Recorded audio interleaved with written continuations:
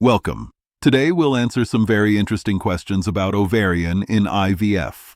Let's start with the first question. What are the ovaries, and what is their role in fertility? The ovaries are two small glands located on either side of the uterus. Their main roles are to store and mature eggs and to produce key reproductive hormones such as estrogen and progesterone. Every menstrual cycle, a group of small follicles begins to grow, but usually only one reaches maturity and releases an egg during ovulation. The total number of eggs is not infinite. It naturally decreases with age. Understanding how the ovaries function helps explain why ovarian response varies from person to person during IVF. What does ovarian reserve mean? Ovarian reserve refers to the quantity of remaining follicles capable of developing into eggs. It does not measure fertility directly, but rather how the ovaries may respond during IVF stimulation. Two key tests help assess reserve. AMH, anti-Mullerian hormone, a hormone reflecting the number of small follicles. AFC, antral follicle count, ultrasound count of resting follicles. The reserve naturally declines with age, but the rate of decline is highly individual. Does low ovarian reserve mean pregnancy is impossible? No. Low ovarian reserve does not mean pregnancy cannot happen. It means the ovaries may produce fewer eggs when stimulated. IVF success does not require many eggs. It requires one egg that becomes one healthy embryo. The approach simply becomes more personalized. Careful stimulation, possibly multiple cycles, and realistic planning. Quantity influences efficiency, but quality is the key determinant of success. What is AMH, and what does it tell us? AMH is a hormone produced by small, early-stage follicles. Higher AMH typically means more follicles are available in that cycle. However, AMH does not predict egg quality, embryo viability, or the chance of pregnancy. It simply helps doctors plan stimulation, for example, the medication dose. A low AMH alerts the team to be strategic, but many pregnancies occur even with very low AMH values. What is the antral follicle count, AFC? AFC is measured by ultrasound at the start of a menstrual cycle. It shows how many small, resting follicles are present and ready to respond. It is one of the most direct indicators of how many eggs may develop in an IVF cycle. Unlike AMH, which is a blood marker, AFC gives a visual assessment of the ovaries. AFC and AMH together create a more complete picture. What is egg quality, and how is it different from egg quantity? Quantity refers to how many eggs are available. Quality refers to the egg's chromosomal and developmental competence, its ability to fertilize, form an embryo, and implant. Egg quality declines with age, particularly after 35 to 38. Low quantity can influence how many attempts are needed, but quality is the factor most associated with viable pregnancy. One good quality egg can be enough. Why does age have such a strong effect on egg quality? Each egg is the same age as the person carrying it. Over time, eggs undergo natural cellular aging, particularly in structures responsible for chromosomal separation. This increases the likelihood of chromosomal abnormalities. This is not something anyone causes or controls. It is biology, not behavior or lifestyle. IVF teams plan stimulation and embryo strategy with this natural process in mind. Can lifestyle improve egg quality? Lifestyle cannot reverse age-related changes to egg cells, but it can help create a healthier environment for the eggs that are maturing. Adequate sleep, balanced nutrition, moderate exercise, avoiding cigarette smoke, and reducing excessive alcohol are supportive choices. These do not increase ovarian reserve, but they may support ovarian function and hormonal balance. What does poor ovarian response mean in IVF? Poor response means that the ovaries produce fewer mature follicles, even with stimulation medication. Clinically, this may mean retrieving 3 to 5 or fewer eggs. A poor response can occur due to age, diminished ovarian reserve, endometriosis, genetics, or unknown factors.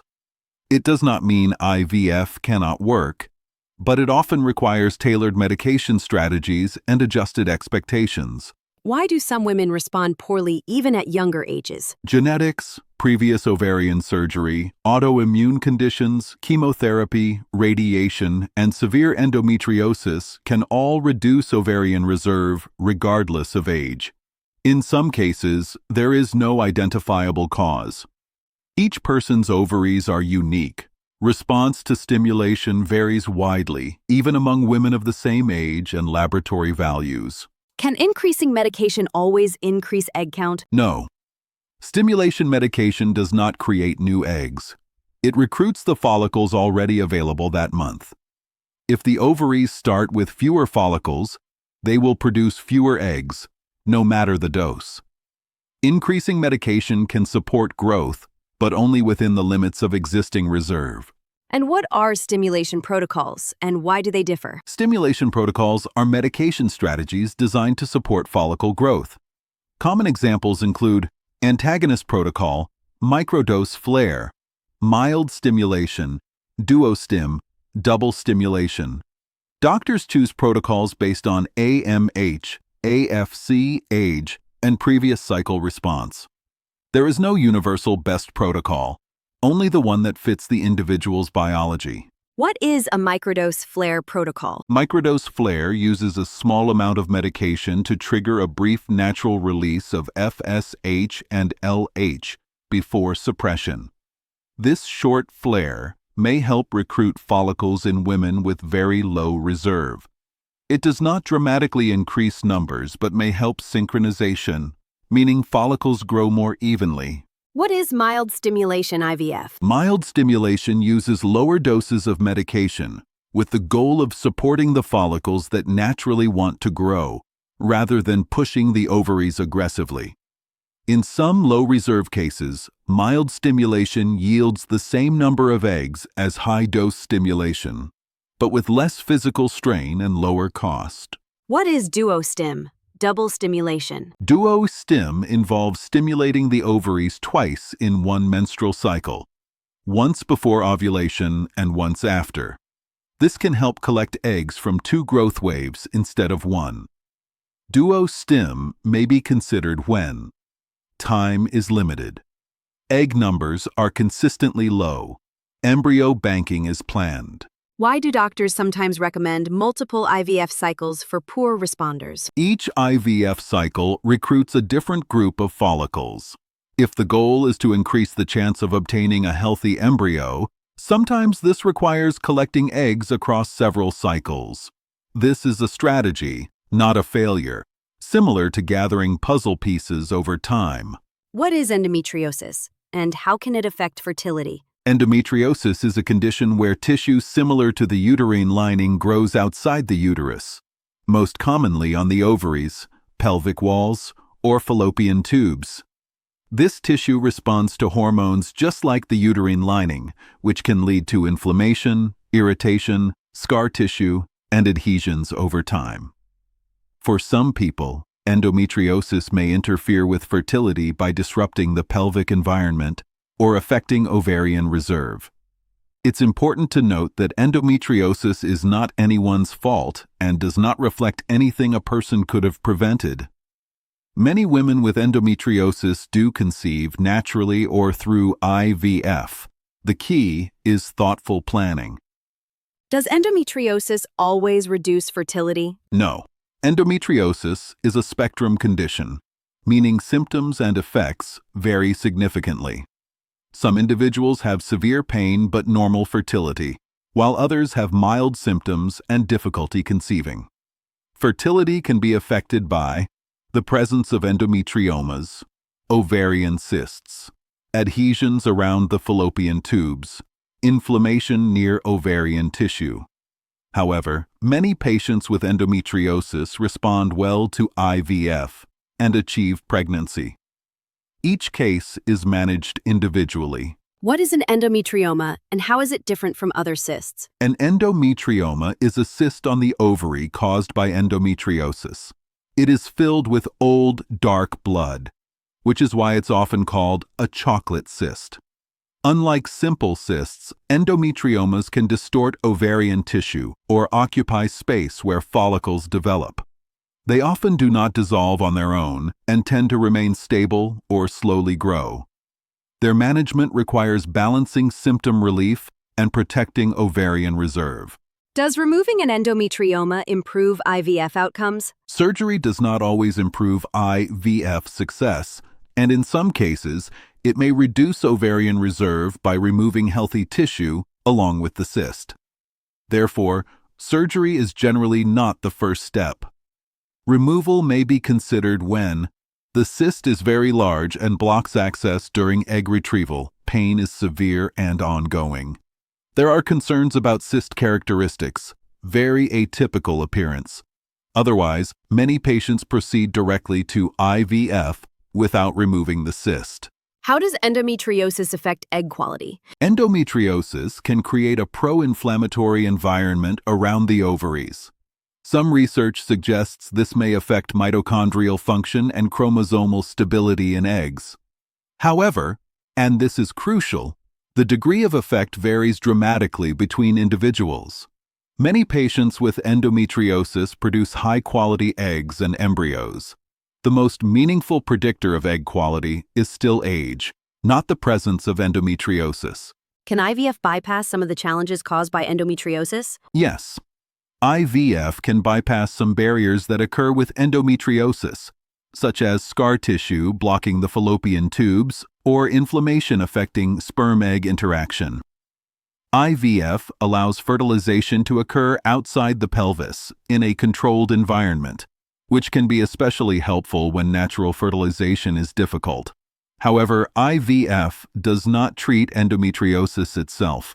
It simply works around some of its physical effects. What are ovarian cysts, and are they always a problem in IVF? Ovarian cysts are fluid-filled sacs that can appear on or inside the ovary. Many cysts are functional, meaning they come and go naturally during the menstrual cycle. Some cysts, such as endometriomas, persist. Most cysts are not dangerous, but they may occasionally interfere with stimulation, alter hormone levels, block access during egg retrieval. Whether intervention is needed depends on type, size, and symptoms. How does a cyst affect the start of IVF stimulation? If a cyst is present at the start of a cycle, doctors check whether it is producing hormones like estrogen. If it is hormonally active, it may prevent other follicles from growing properly. In such cases, the cycle start may be delayed, or the cyst may be aspirated. This helps create a more balanced environment for ovarian stimulation. What is cyst aspiration and why is it done? Cyst aspiration involves draining the fluid from the cyst with a needle under ultrasound guidance. It does not remove the cyst wall, so cysts can return. But aspiration helps when a cyst is interfering with hormone levels or follicle recruitment. The procedure is typically quick and minimally invasive, though it does carry small risks like infection or temporary discomfort. Can a cyst decrease ovarian reserve? Functional cysts typically do not reduce ovarian reserve. However, endometriomas can sometimes affect surrounding ovarian tissue, especially if they grow or if surgery is required. For this reason, decisions about surgery versus observation are made very thoughtfully, prioritizing preservation of ovarian tissue. Are cysts always removed before IVF? No. Many cysts are monitored and left alone. Removal is considered only when there is significant pain. The cyst is very large and disrupts follicle access. There are suspicious features on imaging. The guiding principle is intervene only when benefit outweighs risk. Why might a doctor recommend freezing embryos instead of transferring immediately? A freeze-all approach may be recommended when the ovarian stimulation produces very high hormone levels. The uterine lining does not appear receptive. Inflammation or endometriosis activity needs to settle first. Freezing allows the embryo to be transferred in a later cycle when the uterine environment is more physiologically balanced, which may improve implantation potential. How does age affect embryo development? As age increases, eggs are more likely to contain chromosomal abnormalities, which can affect fertilization, embryo growth, and implantation. This does not mean a healthy embryo cannot form, only that the proportion of viable embryos may decrease. This is why success is sometimes achieved after several cycles, even when response is low. What is PGTA testing, and who might consider it? PGT-A is a test performed on embryos to identify chromosomal abnormalities. It does not improve egg quality, but it can help select embryos with the highest implantation potential, especially when maternal age is higher. Recurrent failed transfers have occurred.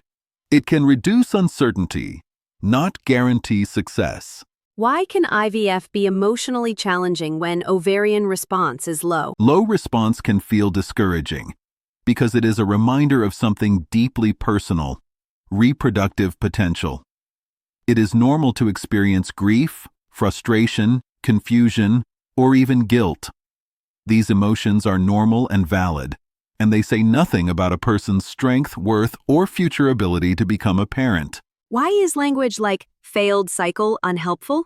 Every IVF cycle provides information about dosage, timing, response, embryo development, and future planning. Describing a cycle as failed ignores the learning and the steps gained. The journey is not a test you pass or fail. It is a process with evolving stages. What is the most important mindset in IVF when ovaries are challenging? Patience with oneself, kindness toward one's body, understanding that biology, not effort, determines how cycles unfold, and remembering that success often comes from accumulated progress, not a single moment. Can one egg still result in pregnancy? Yes, it only takes one healthy egg to become one healthy embryo, which can become one healthy pregnancy. Many successful pregnancies have come from cycles with very low egg counts. The focus becomes quality and timing, not volume. Is it okay to take breaks between cycles? Yes, and sometimes it is emotionally restorative. Taking a break does not decrease chances of success and can help restore physical energy and emotional balance, allowing the next cycle to begin from a place of strength rather than exhaustion. What is the main message for those facing complex ovarian challenges in IVF? Your body is not failing. You are not behind. You are not too late. This journey requires individualized care, patience, and compassion.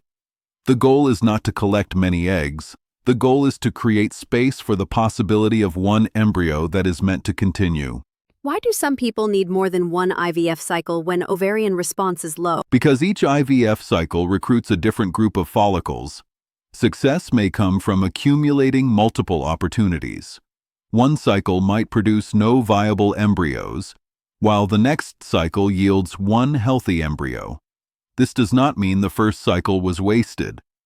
It provided information about how your ovaries respond, which allows doctors to fine-tune medication, protocol timing, and lab techniques. IVF with low ovarian reserve is often a step-by-step process, not a single event. Are there signs that a stimulation protocol should be changed? Yes. If a cycle shows very uneven follicle growth, consistently low estradiol levels, or slow response despite adequate stimulation, your doctor may suggest a different protocol. Sometimes even small adjustments, such as adding LH support or changing trigger medication, can improve synchronization. The goal is not to force more eggs, but to optimize the eggs that are able to grow. Can a natural cycle IVF be helpful for some low responders? In some cases, yes. Natural cycle IVF retrieves the single egg that is naturally selected that month without heavy stimulation. This approach avoids medication strain and focuses on quality over quantity. It is not suitable for everyone, but for some patients, especially those who consistently produce just one follicle, it can be a gentle and effective alternative. How do doctors decide whether to recommend IVF over continuing to try naturally? This decision is based on multiple factors: age and ovarian reserve, how long pregnancy has been attempted, whether endometriosis or tubal blockage is present. Previous pregnancy history. IVF offers control over fertilization and embryo development, which natural conception cannot. The choice is guided by both biology and patient goals. What happens in the lab after eggs are retrieved? Once eggs are retrieved, the embryology team examines and selects mature eggs, fertilizes them, usually with ICSI when egg numbers are low, monitors embryo growth day by day. Embryos develop in controlled culture conditions that mimic the environment of the fallopian tube. Even with few eggs, careful laboratory handling can maximize the developmental potential of each one. Why is ICSI often used in cases of low ovarian response? ICSI, injecting one sperm directly into the egg, ensures the highest chance of fertilization when egg numbers are limited. It does not increase embryo quality, but it reduces the risk of losing eggs to fertilization failure. This conserves the value of every egg retrieved. What is embryo grading, and does grade determine success? Embryo grading evaluates appearance and growth patterns, but it does not measure chromosomal or genetic normality. A lower grade embryo can still result in a healthy pregnancy, and a beautiful embryo can still fail to implant. Grading is a helpful guidance tool, not a guarantee of outcome. How is the decision made between day 3 versus day 5 embryo transfer? If only a few embryos develop, some labs recommend day 3 transfer to let the embryo continue developing in the natural uterine environment. If multiple embryos are growing, extending to day 5, blastocyst stage, helps better identify which embryos have the strongest developmental progression. The decision is based on embryo behavior, not just preference. What is the implantation window, and why does timing matter? The implantation window is the brief period when the uterine lining is most receptive to accepting an embryo, typically 5 to 7 days after ovulation or progesterone exposure. If the timing between the embryo and uterine lining is not synchronized, implantation may not occur even with a healthy embryo. Frozen embryo transfer cycles allow doctors to precisely control this timing. Why do emotions often intensify when the ovarian response is low? Because the experience can feel deeply personal, as though the body is not doing what is hoped. It is common to feel sadness, anger, or fear. These emotions are valid, real, and deserve care, not minimization. Emotional reactions do not reflect weakness. They reflect the depth of the wish for a child. What supportive strategies can help during IVF with ovarian challenges? Helpful supports may include counseling or therapy with a fertility-aware professional, support groups with others on a similar journey, gentle physical practices like restorative yoga or breathing exercises, structured communication with the IVF team to reduce uncertainty. Support does not change biology, but it strengthens the ability to cope. How do partners or loved ones fit into this process? Partners may experience the journey differently, sometimes quietly or internally. Clear communication, shared appointments, and regular emotional check-ins can help. IVF is not just a medical process. It is a shared emotional journey.